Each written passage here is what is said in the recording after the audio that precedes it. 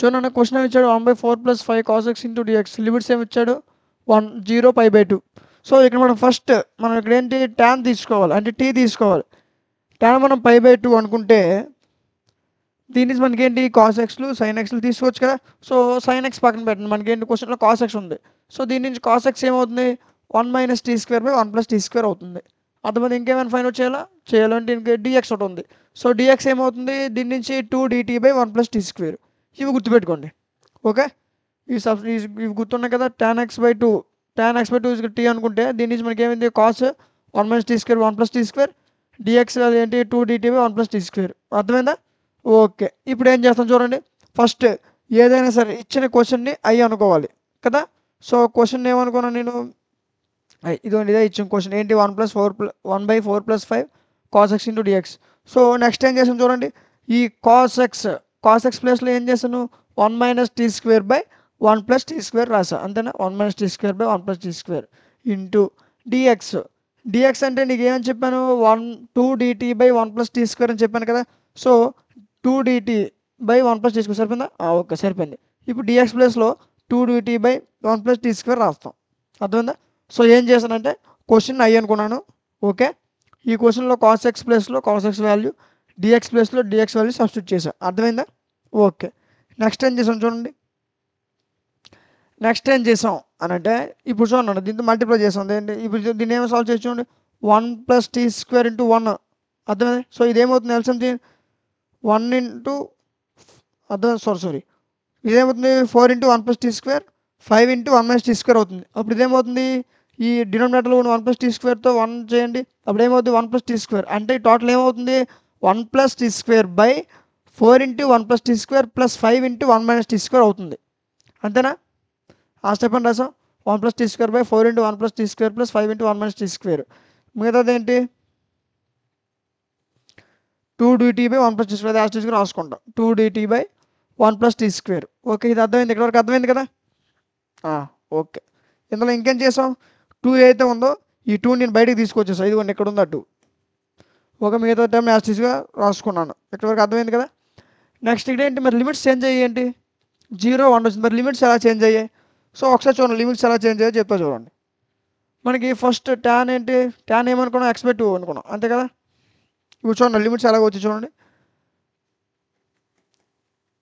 tan x/2 ఏమనుకున్నాం t అనుకున్నాం. So ఇప్పుడు అప్పర్ లిమిట్ లోవర్ లిమిట్ని సాల్వ్ చేద్దాం. లోవర్ లిమిట్ ఎంత 0, sorry lower limit 0, upper limit π/2 ఇచ్చాడు, అంతేనా. 0 మనకి అప్పర్ లిమిట్ ఏంటి π/2. ఓకే, ఇప్పుడు ఈ రెండు సాల్వ్ చేయండి. 0 1 వస్తుంది. ఎలా వస్తుందో ఒకసారి చూపిస్తా చూడండి. ఫస్ట్ 0 π/2 కదా. సో ఫస్ట్ మనం ఏం చేస్తాం ఎక్స్ప్రెస్లో 0 పెట్టండి అప్పుడు t ఏమవుతుంది 0. అంటే లోవర్ లిమిట్ ఎంత అయింది 0. మరి అప్పర్ లిమిట్ సంగతి ఏంటి సార్ అంటే అప్పర్ లిమిట్ కూడా చేస్తా చూడండి. అప్పర్ లిమిట్ ఏంటి π/2 కదా. సో ఎక్స్ప్రెస్లో π/2 సబ్స్టిట్యూట్ చేయండి. π/2/2 = t. ఇదేనా మన t కదా కావాలి. సో π/4 అవుతుంది, అంతేనా. π/4 అంటే ఎంత tan 45. సో tan 45 degrees ఎంత మనకి 1. అంటే ఇక్కడ ఇది వచ్చి అప్పర్ లిమిట్ ఎంత వచ్చింది 1, లోవర్ లిమిట్ ఎంత వచ్చింది చేసాం కదా ఇక్కడ 0.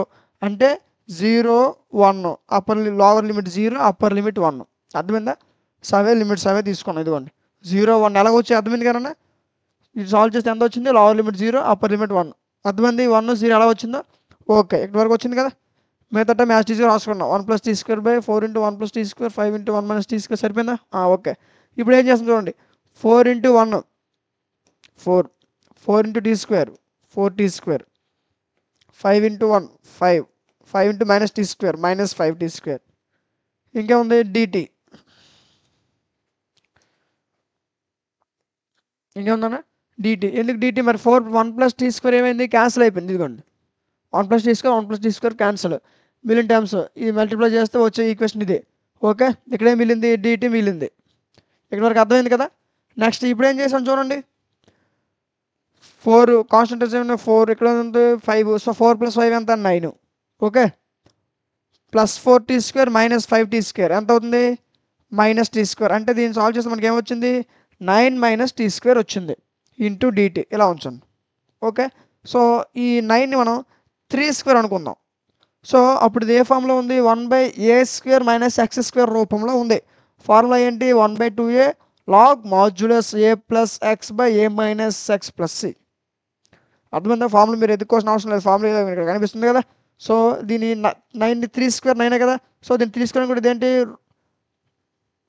అప్పుడు ఏం ఫార్ములా ఉంది a² మైనస్ ఎక్స్ స్క్వేర్ రూపంలో ఉంది. a² minus x square into డిఎక్స్లో ఉంది. ఇప్పుడు ఏముంది formula 1/2a log modulus a plus x a minus x plus c. So formula use చేస్తాం ఏంటి 1/2a 1/2 a² ఇది 9 అర్థమైందా. సో ఏ ఎంత అవుతుంది 3. ఓకే, లాగ్ ఇంకేముంది ఏ ప్లస్ ఎక్స్ ఏ అంటే 3 ప్లస్ ఎక్స్ ఎక్స్ అంటే ఎంత t. Okay, t sorry x square అంటే టీ స్క్వేర్ కానీ ఎక్స్ స్క్వేర్ టీ స్క్వేర్ కానీ ఎక్స్ అడిగాడు ఏ ప్లస్ ఎక్స్ అంటే ఏమవుతుంది t. So 3 plus t 3 minus t సరిపోయిందా. ఓకే, లిమిట్స్ ఏంటి 0 1 సరిపోయాయి కదా. ఇప్పుడు నెక్స్ట్ టైం అవుతుంది 2కు 2 క్యాన్సిల్ అయిపోద్ది. అప్పుడు ఏంటిది 1/3 లాగ్ ఇలా చేద్దాం. ఓకే చూడండి ఇప్పుడు ఏమవుతుందో.